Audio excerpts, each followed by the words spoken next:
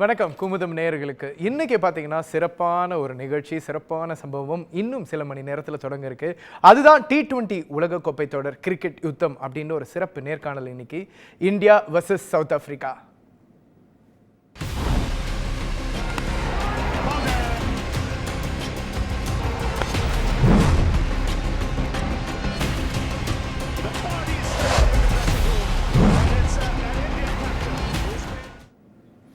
இந்த India versus south Africa மேட்சோடைய முதல்ல நம்ம பார்க்க வேண்டியது, எல்லாரும் மழை பெய்யும் அது இதுன்னு சொல்லியிருந்தாங்க. ஆனால் கிளைமேட்டிக் கண்டிஷன்ஸ் எல்லாமே ஃபேன்டாஸ்டிக்காக இருக்குது. அது மட்டும் இல்லாமல் இன்னைக்கு இப்போது டாஸ் வின் பண்ணியிருக்காங்க இந்தியன் டீம். பேட்டிங்கை தேர்வு செஞ்சுருக்காங்க. ஸோ இதுவே ரொம்ப நல்ல விஷயமா இருக்குது. இருந்தாலும் இந்த போட்டியோட ஸ்டார்டிங்லேருந்து பார்க்கலாம். ஒரு விஷயம் குறிப்பாக சொல்லணும்னா, ரோஹித் சர்மாவோட கேப்டன்சி, ஹர்திக் பாண்டியா, ரோஹித் சர்மாவோட கான்ட்ரவர்சி, விராட் கோலியோட பெர்ஃபார்மன்ஸ் ஒரு பக்கம். இன்னொரு பக்கம் சவுத் ஆஃப்ரிக்கா டீம் வந்து 10 இயர்ஸ் கழிச்சு உள்ள வந்திருக்காங்க. ஏடன் மார்க்கரமுடைய எக்ஸலண்டான ஒரு கேப்டன்சி, இதெல்லாம் ஒரு ரன் த்ரூ அழகான ஒரு வடிவமைப்பு இப்போ நீங்க பார்க்கலாம்.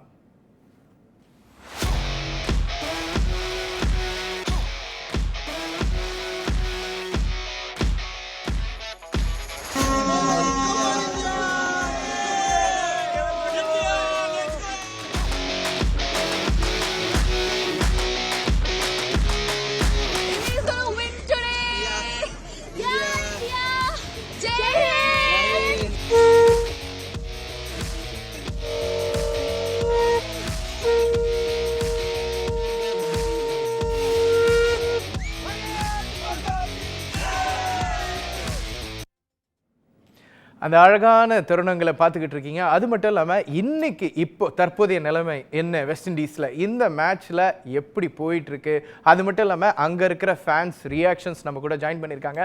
எண்ணற்ற தமிழர்கள் வந்து அங்கே இருக்காங்க, மேட்சை பார்த்துக்கிட்டு இருக்காங்க. அதில் ஒரு சில பேர் நம்ம கூட ஜாயின் பண்ணி அங்கே இருக்கிற வெதர் ரிப்போர்ட்டும் அது மட்டும் இல்லாமல் என்னென்ன ஸ்டாட்ஸ் அப்படின்னு அவங்க சொல்கிற இன்ஃபர்மேஷன்ஸும் இப்போ நம்ம பார்க்கலாம்.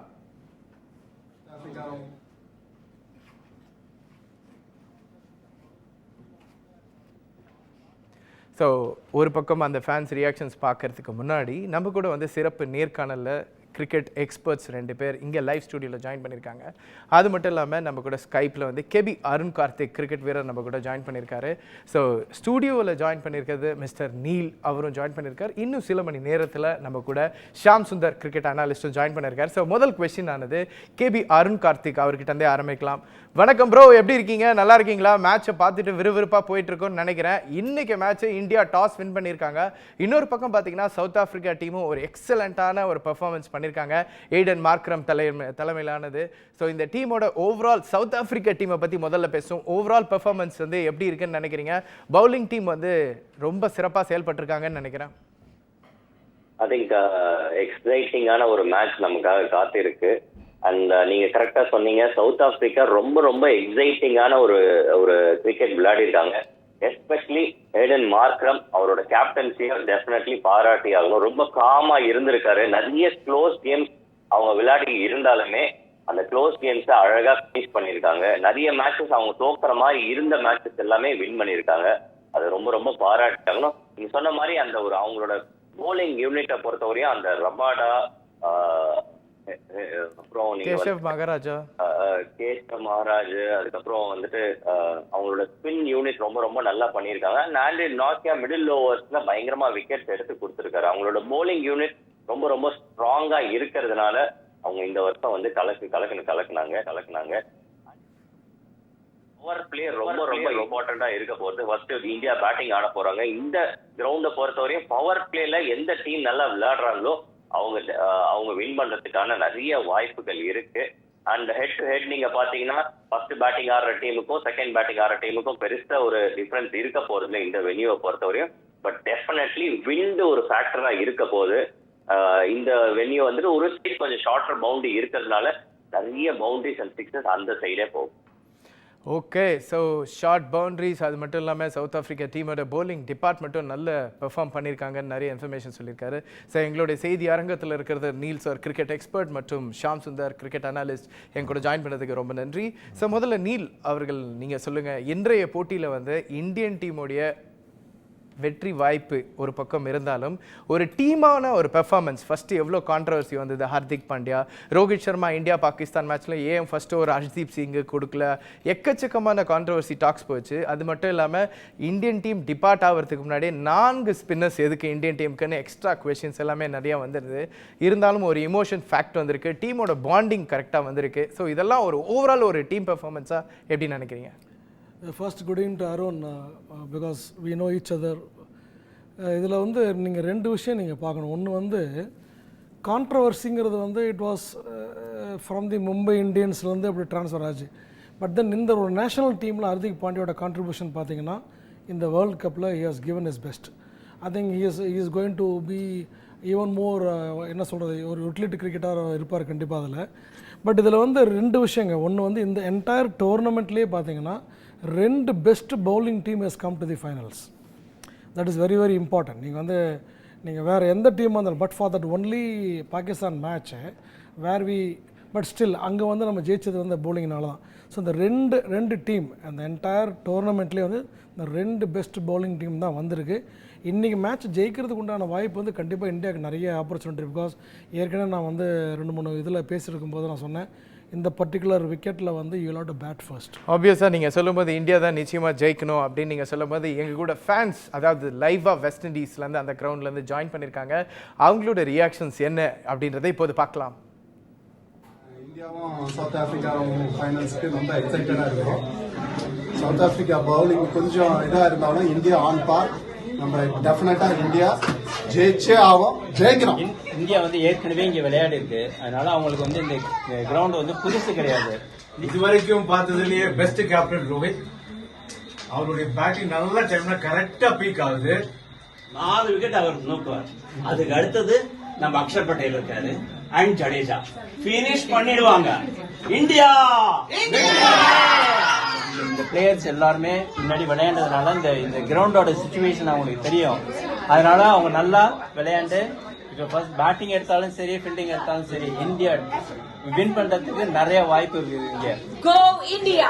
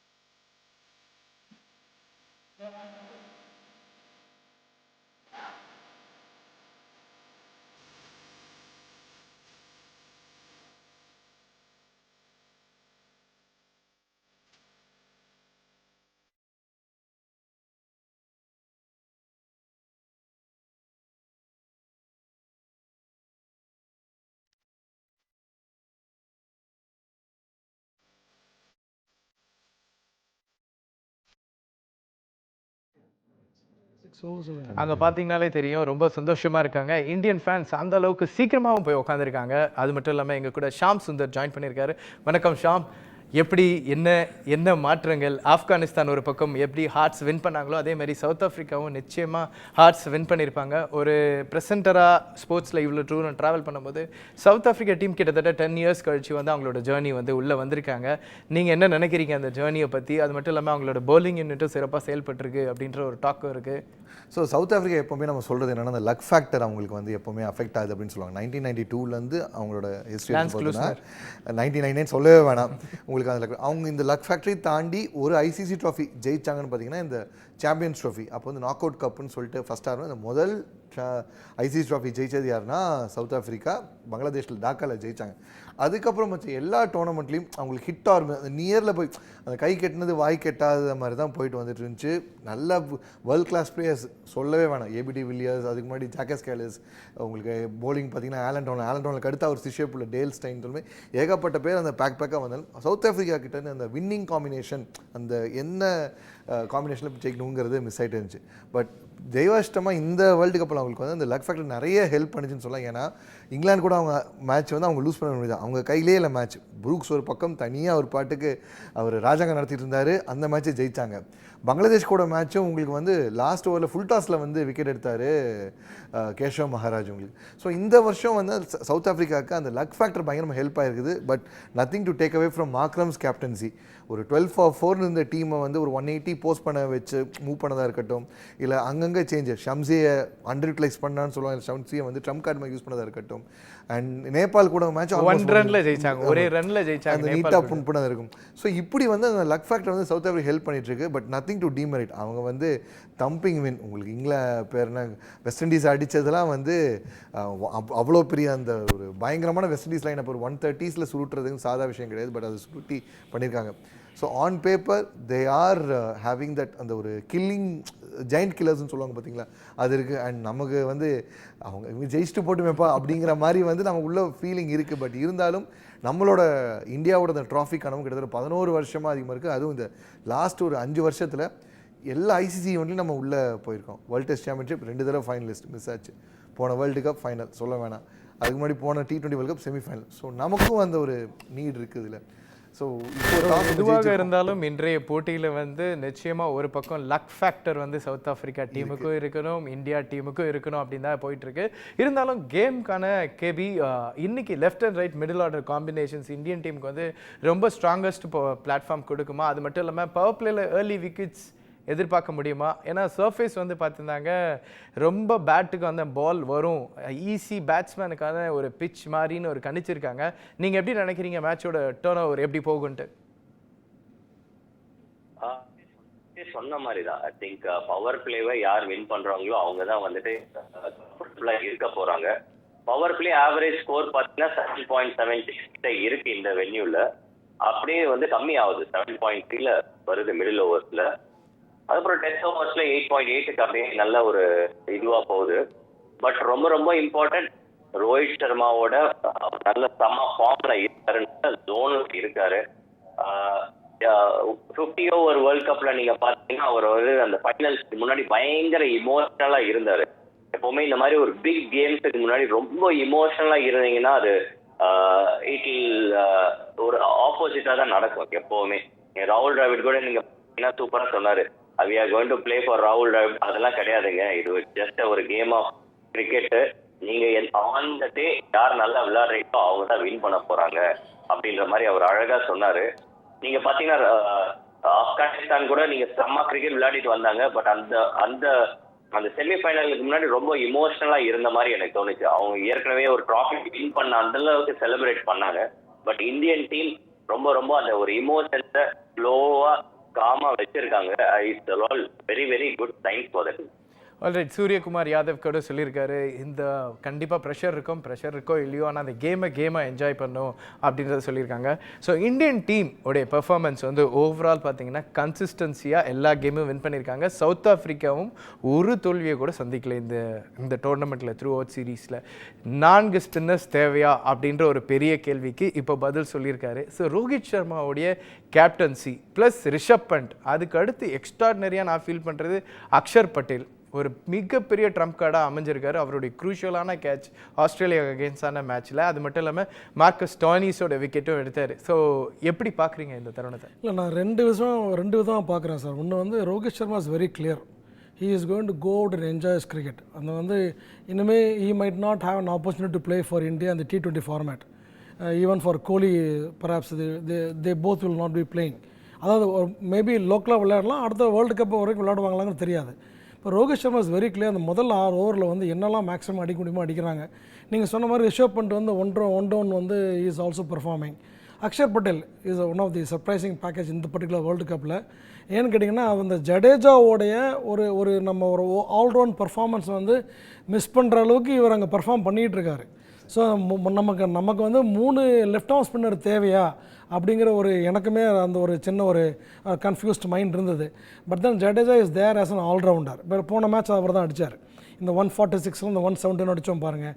that was one of his contributions also. I think India has got the best opportunity for இந்த பர்டிகுலர் வேர்ல்டு கப்பில் ஜெயிச்சே ஆகணும். ஜெயிக்கிறதுக்கு உண்டான நிறைய வாய்ப்புகள் இருக்குது. ஏற்கனவே சொன்ன மாதிரி வந்து நம்ம முன்ன வந்து சவுத் ஆஃப்ரிக்கா வந்து பார்த்திங்கன்னா ஒரு சோக்கர்ஸ் அப்படிங்கிற ஒரு பட்டம் வாங்கிட்டே வந்திருக்காங்க அவங்க. After 10-11 years they are also featuring in world cup finals. அவங்களுக்குமே அது ரொம்ப important game. This is not going to be easy game for India anyway. So 170 180 அடித்தா தான் நம்ம வந்து ஒரு சேஃப். பிகாஸ் இன்னொரு விஷயம் நீங்கள் கவனிக்கணும், கோலி இன்னும் ஃபயர் பண்ணல இந்த டோர்னமெண்ட்டில். So is Klaasen. ரெண்டு பேருமே they are bound to play a big innings on a big occasion. So நான் வந்து இன்னைக்கு கோலி வந்து he could be a match winner அப்படிங்கிறது தான் என்னோட தோணுது. So can be a equal fight from Klaasen also. So I think மார்க்ரமோட captaincy ஆகட்டும், ரோஹித் சர்மாவோட கேப்டன்சி ஆகுது. I think so far they have done well. இன்னும் சில டிபார்ட்மெண்ட்ஸில் we can still improve. Middle order பார்த்தீங்கன்னா வந்து இந்த கோலியோட ஃபயரிங் இல்லாதனால வந்து வி ஆர் லிட்டில் இன்னும் ஒரு ஒரு ஒரு ஒரு ஒரு ஸ்கெப்டிக்கலாகவே இருந்திருக்கு. அதாவது ஸ்கோர் போகுமா போகாது. போத் பண்ட்டு பாண்டியா எல்லாருமே middle order, Suryakumar Yadav. Sir Rishabh பண்டோட எக்ஸ்ட்ராடினரி பெர்ஃபார்மன்ஸ் ஒரு பக்கம் இருக்குது. நம்ம அதுக்கு அடுத்தும் பார்த்தீங்கன்னா ஜம்ப் கொடுத்துருக்காங்க. அக்ஷர் பட்டேல் வந்து ஒரு மேட்ச்சில் பார்த்தீங்கன்னா மேலே மூவர்ஸ் ட்ராவல் பண்ணி போய் அந்த பாகிஸ்தான் மேட்ச்சில் he came as a pinch hitter. I was also little surprise அது என்ன மூவ் அப்படின்னு. பிகாஸ் அவங்க என்ன பார்த்தீங்கன்னா அந்த மேட்ச்சில் வந்து they actually protected Shivam Dube and then வந்து ஜடேஜா வந்து அப்புறமா அனுப்பிச்சு அந்த மாதிரிலாம் ட்ரை பண்ணாங்க. பட் தென் அந்த பாகிஸ்தான் மேட்ச் ஒரு ஒன் ஆஃப் மேட்ச் சார். அது வந்து அந்த நம்ம ஜெயிச்சிட்டோம். பட் ஸ்டில் கண்டிப்பாக எல்லா மேட்சும் பார்க்க வேண்டியதாக இருக்கணும். நீங்கள் சொல்கிறதும் ஏற்றுக்கக்கூடிய விஷயம் தான். இருந்தாலும் ரியாலிட்டி செக் சவுத் ஆஃப்ரிக்கா டீமுக்கு அகெயின்ஸ்டாக இந்தியா இன்றைக்கி ஜெயிக்கிறாங்களா அப்படின்றது தான் ஒரு முக்கியமான தருணம். கேபி அவர் சொல்லியிருந்தார் பவர் பிளேயில் வந்து அவருடைய க்ரூஷுவல் ரன்ஸ் எந்த டீம் வந்து இந்த அளவுக்கு சிறப்பாக செயல்படுறாங்களோ அதே மாதிரி தான் பேட்டிங் விக்கெட் மாதிரி தான் தோணுது. சவுத் ஆஃப்ரிக்கா டீம் வந்து கான்ஃபிடென்ட்டாக அவங்களுடைய பேட்டிங் டிபார்ட்மெண்ட்டில் இன்றைக்கி செயல்படுவாங்கன்னு நினைக்கிறீங்களா? ஃபஸ்ட் டைம் அவங்க இந்த மாதிரி ஒரு வேர்ல்டு கப் ஃபைனல்ஸ் இத்தனை நாள் வந்து அவங்களோட மென்டல் பேரி எங்கே இருந்துச்சுன்னா நாக் அவுட் கேமில் வெளில போயிடுவாங்க, செமிஃபைனல்ஸில் அந்த மாதிரி வெளில போயிடுவாங்க தான் அவங்களோட இது. ஸோ இப்போ தான் அந்த பேரியர் தாண்டி அவங்க ஃபைனல்ஸுக்கு வந்திருக்கிறாங்க. டெஃபினெட்லி இப்போ நம்ம பேசுகிறத விட அவங்களுக்கு வந்திருக்கிற எக்ஸ்ட்ரா ப்ரெஷர் அதிகம். ஏன்னா இதுக்கு முன்னாடி அவங்க சாதிக்காத இப்போ அவங்க சாதிக்க வேண்டிய ஒரு மொமெண்ட்டில் இப்போ அவங்க இருக்கிறாங்க. ப்ளஸ் இப்போ சார் சொன்ன மாதிரி அங்கேயுமே மிஸ்ஃபயரிங்காக தான் இருக்குது பேட்டிங் லைனை பொறுத்த வரைக்கும். ஹென்ட்ரிக்ஸ் பெருசாக அடிக்கலை. உங்களுக்கு டிகாக் வந்து சில மேட்ச் கிளிக் ஆகுது, சில மேட்ச் கிளிக் ஆகலை. மில்லர் நம்பிக்கிட்டு இருக்காங்க, மார்க்கம் 2 பேர் நம்பிட்டு இருக்காங்க. கூட அப்பப்போ little cameo from Stubbs and Klaasen கிட்ட இருந்து பேட்டில் அவங்க இங்கே சன்ரைசர்ஸ் ஹைதராபாத்தில் பார்த்த மாதிரி ஒரு பெரிய வந்து எர்த் ஷேட்டரிங் இன்னிங்ஸ் அது மாதிரி வரவே இல்லை. நம்ம முன்னாடியே சொன்ன மாதிரி ஆப்கானிஸ்தான் கூடயோ இல்லை வந்து பேர் என்ன உங்களுக்கு இங்கிலாந்து கூடயோ இல்லை வந்து நேபாள் கூடயோ வந்து நூலழையில் தப்பிச்சிட்டு வெளில வந்தாங்க. இந்த லக் ஃபேக்டர் ஹெல்ப் ஆச்சு. ஸோ நம்மளை விட ப்ரெஷர் அந்த பக்கம் கொஞ்சம் அதிகம். அண்ட் அவங்களோட போலிங் பெருசாக நம்பியிருக்க 2 spin twins Keshav Maharaj and Shamsi. இதில் யாராவது ஒருத்தருக்கு வந்து இப்போ சிவம் டூபேயோ இல்லை வந்து ரிஷப் பண்டோ இல்லை ஸ்கையோ அவங்க பாட்டுக்கு வந்து அட்டாக் பண்ண ஆரம்பித்தாங்கன்னா தில் ரன் அவுட் ஆஃப் பிளான்ஸ். திருப்பி மார்க்ரமை வந்து போல் பண்ண சொல்லி வருவாங்க.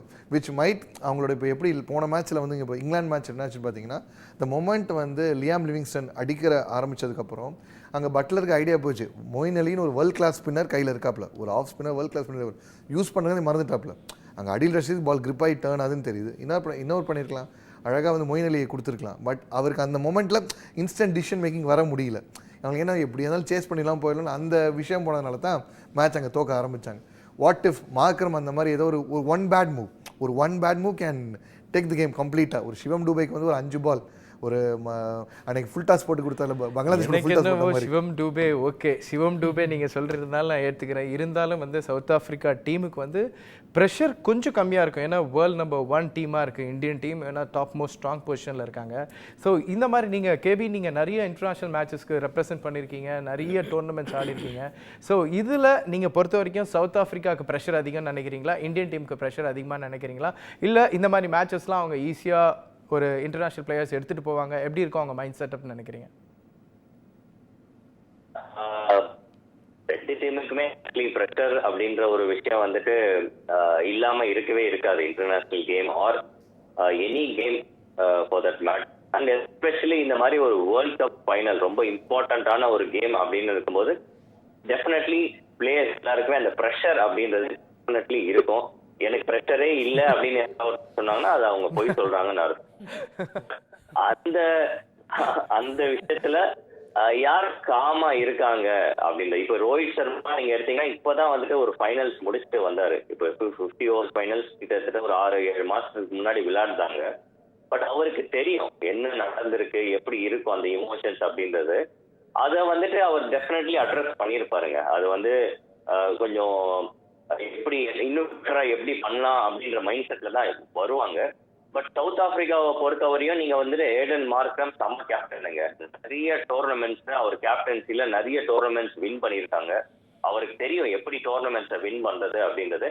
இந்த பக்கம் ரோஹித் சர்மாவுமே செம்ம கேப்டனுங்க. நிறைய ஐபிஎல் ட்ராஃபிஸ் வின் பண்ணி கொடுத்துருக்காரு. ஃபைனல்ஸ்ல ரொம்ப ரொம்ப இம்பார்ட்டன்ட் டிசிஷன்ஸ் எடுத்திருக்காரு. மோஸ்ட் ஆஃப் த டைம் இந்த மாதிரி குரூஷியலான சிச்சுவேஷன், இம்பார்ட்டன்டான ஒரு கேம்ல வந்துட்டு ஒரு கிரன்ச் சிச்சுவேஷன் சொல்லுவாங்க. கிரன்ச் சிச்சுவேஷன்ல யார் கரெக்டான டிசிஷன் மேக்கிங் பண்றாங்களோ அதுதாங்க.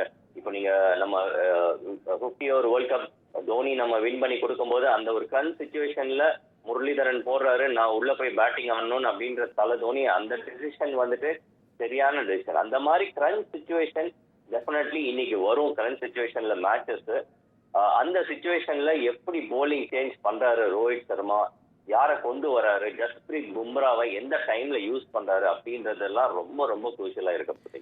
ரொம்ப அழகா சொன்னீங்க. Last 2 questions. அதோட உங்களுடைய டைமை நான் வந்து ரொம்ப வேஸ்ட் பண்ண விரும்பல. முதல்ல வந்து டிராவிடோடைய கோச்சிங் கடைசி கட்டம், இறுதி கட்டத்துக்கு வந்திருக்கு. ஒரு ஃபியூ வேர்ட்ஸ் அபவுட் டிராவிட். அது மட்டும் இல்லாமல் இன்றைய போட்டியில் வந்து 2 டீமோட வின்னிங் பர்சன்டேஜ், யார் எவ்வளோ வின் பண்ணுவாங்கன்னு நினைக்கிறீங்க? ராகுல் டிராவிட் டெஃபினெட்லி வந்துட்டு அவர் வந்துட்டு என்னங்க, அவர் ஆஸ் அ பிளேயரா டன் எவ்ரிதிங். என்ன ஒரு பிளேயரா என்ன பண்ணணுமோ எல்லாத்தையுமே பண்ணிட்டாரு. அதே மாதிரி ஒரு கோச்சா எல்லாமே பண்ணிட்டாருங்க. மட்டும் வின் பண்ணல, பட் நீங்க ஓவராலா நீங்க பாத்தீங்கன்னா செம்மையா பண்ணியிருக்காரு. டெஃபினெட்லி இந்தியா பக்கம் நான் சாய்வேன். ஒரு 60-40 இந்தியா பக்கம் நான் சாய்வேங்க. ஏன்னா அந்த ஆல்ரவுண்ட் எபிலிட்டி வச்சிருக்காங்க, செம்ம ஸ்பின்னர்ஸ் வச்சிருக்காங்க. டெஃபினெட்லி இந்தியா பக்கம் ஒரு என்னோட பர்சன்டேஜ் எல்லாமே இந்தியா பக்கம் தான் இருக்கு, 60-40. Thank you so much KB for joining with us. நம்ம குயிக்காக போயிடலாம் சார், நேரம் குறைவாக இருக்கிறதுனால. மேட்ச் ஆரம்பிக்கிறதுக்கு இன்னும் சில மணி நேரங்கள் தான். மேட்ச் ஜெயிக்க போகிறது எந்த அணி, எவ்வளோ பர்சன்டேஜ் அப்படின்னு நினைக்கிறீங்க? ஐ திங்க் ஆப்வியஸ்லி இந்தியா தான். பிகாஸ் ராகுல் டிராவிட்டுக்குமே இது ஒரு ஒரு ஒரு ஒரு கைண்ட் ஆஃப் ஒரு ரொம்ப இம்பார்ட்டண்ட் இந்த cup. Because he missed out while India when he was a captain. Super 8ல் கூட நம்ம குவாலிஃபை ஆகாமல் வெளில வந்திருக்கோம். அதெல்லாம் வந்து ராகுல் டிராவிட் வந்து ரொம்ப கம்போஸ்டாக இருக்கார். Is a very very very straight forward coach. Disciplined, very disciplined, very straight forward cricketing coach. அப்படின்னா சிலவங்களை வந்து ஒரு எமோஷன்ஸ் காமிப்பாங்க, சில விஷயங்கள் பேசுவாங்க. இவர் பேசுகிறதும் கிடையாது, ஒன்றும் purely cricket. I think he deserves this cup as a coach to end is perhaps this tenure. I think India has a better chance over South Africa. Percentage sir, 100 I would rather say I will go with Arun like 60-40. Done. நீங்கள் சொல்லுங்கள் ஷாம். சரி, ராகுல் டிராவிட்க்கு வந்து நம்ம முன்னாடியே சொல்கிறதுன்னா, sir சொன்ன மாதிரி இதே வெஸ்ட் இண்டீஸில் அவர் லீட் பண்ண டீம் பயங்கர எக்ஸ்பெக்டேஷனோடு போய் ஃபர்ஸ்ட் ரவுண்ட் வந்தாங்க. அழுதுட்டு இருந்த ராகுல் டிராவிடோட இமேஜ் எல்லாருக்குமே தெரியும். இதை வந்து கொஞ்சம் சினிமேட்டிக்காக சொல்லணும்னா சக்தே இந்தியாவில் ஷாருக் கான் அந்த மாதிரி தான். எப்படி சக்தே இந்தியா பிளேயராக லிசான ஷாருக் கான் ஒரு கோச்சாக ஜெயிச்சாரோ, அதே மாதிரி ஒரு ஹோமேஜாக வந்து நான் ராகுல் டிராவிட் பார்க்குறேன். இது ஒரு பர்ஃபெக்ட் திஸ் இஸ் சினிமா அப்படிங்கிற மாதிரி எண்டிங்காக இருக்கும். அண்ட் நம்ம பர்சன்டேஜ் படி கேட்கும்போது வந்து 60-40 சொல்கிறாங்க. நான் கொஞ்சம் 55-45 கொஞ்சம் சொல்கிறேன். ஏன்னா 55 இந்தியாவுக்கு 45 ஃபார் ப்ரோட்டியாஸ். ஏன்னா அவங்களும் சாதாரணமாக இல்லை, அந்த மயில் இழையில் போயிட்டு பர்சன்டேஜ் டிஃபரன்ஸ் இருக்கணும், லைட்டாக இருக்கணும். பட் ஸ்டில் ஐ திங்க் அவர் சொன்ன மாதிரி வந்து we are little sitting in the edge over South Africa. South Africaக்கு தான் அவர் சொன்ன மாதிரியும் அவர் அருண் சொன்ன மாதிரியும் வந்து தி ப்ரெஷர், அவங்களுக்கு தான் ப்ரெஷர் இருக்குது. அவங்க பெரிய இப்போ நம்ம அவர் அருண் சொன்னார் சார் வந்து கண்டிப்பாக அக்செப்ட் பண்ணிக்குவார். இந்தியா பாகிஸ்தான் மாதிரி ப்ரெஷர் கேம் கிடையவே கிடையாது. 122ங்கிறது தப்பார் டார்கெட். ரன் அப் குழந்தை ஒரு சி லெவல் ஸ்கூல் டீமோட அடிச்சுட்டு வந்தார். பட் அப்படி ஒரு டீமில் ப்ரெஷர் அப்ளை பண்ணி ஜெயிச்சுட்டு வந்திருக்கும் போது வேணும் அந்த ப்ரெஷர் டேக்கிள் பண்ணும்போது Rohit can pull this off தான் நான் ஃபீல் பண்ணுறேன். அண்ட் அருண் சார் சொன்ன மாதிரி நிறைய ஐபிஎல் இது இருக்குது. மாக்ரம் ஜெயிச்சிருக்காரு இல்லைனே சொல்ல, பட் வேர்ல்ட் கப் இதுதான் ஃபர்ஸ்ட் டைம் அவங்க பார்க்குறாங்க. ஸோ ஆல்மோஸ்ட் ஐபிஎல் வந்து you cannot really compare IPL because கிளாஸனோ Markram they played for same team. நாங்கள் பர்ஃபார்மன்ஸ் லெவல் இஸ் வேறு, இங்கே opponents are different, impact player நிறைய rules and regulations wicket is different, the atmosphere is different. I think they will have to really challenge India to win this match. ஆப்வியஸாக நிறைய positive நோடோட இந்த நிகழ்ச்சி வந்து முடிக்க வேண்டியதாக இருக்குது. ஏன்னா நம்ம கூட ஜாயின் பண்ணியிருக்க எல்லா எக்ஸ்பர்ட்ஸுமே இந்தியா தான் வின் பண்ணும் அப்படின்னு சொல்லியிருக்காங்க. நிறைய இன்ஃபர்மேஷன்ஸ் கேதர் பண்ணாலுமே இந்த 2 series of tournament T20 world கப்பில் நிறைய முக்கியமான விஷயங்கள் பார்க்கலாம். நிறைய சின்ன சின்ன அணிகள் வந்து இந்த T20 உலகக்கோப்பையில் போட்டியில் பங்கேற்காங்க. அடுத்த வருஷம் அதாவது அடுத்த ஒலிம்பிக் போட்டிகள் அமெரிக்காவில் நடைபெற இருக்கிறது. அந்த மாதிரி பல மாற்றங்கள் ஏற்படுத்தியிருக்காங்க. ட்ராப் இன் பிச்சஸ் யூஎஸ்ஏல முன்னாடி ஆஸ்திரேலியாவில் பண்ணாங்க, வந்து சக்ஸஸ்ஃபுல்லாக ரன் பண்ணியிருக்காங்க. இந்தியன் டீமோடைய கன்சிஸ்டன்சி பெர்ஃபார்மன்ஸ் இது வரைக்கும் தோக்கல. இந்த மேட்ச்லையும் தோப்பாங்களா இல்லையா அப்படின்றது பெரிய கேள்விக்குறியாக இருக்கும். சவுத் ஆஃப்ரிக்கா டீமும் நிச்சயமாக ஜெயிப்பாங்களா? அவங்க ஹார்ட்ஸ் வின் பண்ணியிருக்காங்க. எப்படி இருந்தாலும் 2 டீம் சுவாரஸ்யமாக கொடுப்பாங்க அப்படின்னு எதிர்பார்க்குறோம். அது மட்டும் இல்லாமல் எங்களோட செய்தி அரங்கத்திற்கு வந்து 2 எக்ஸ்பர்ட்ஸும் ஜாயின் பண்ணதுக்கு thank you so much for joining with as sir. இத்துடன் உங்களிடமிருந்து விடைபெறுவது சபரிராஜன்.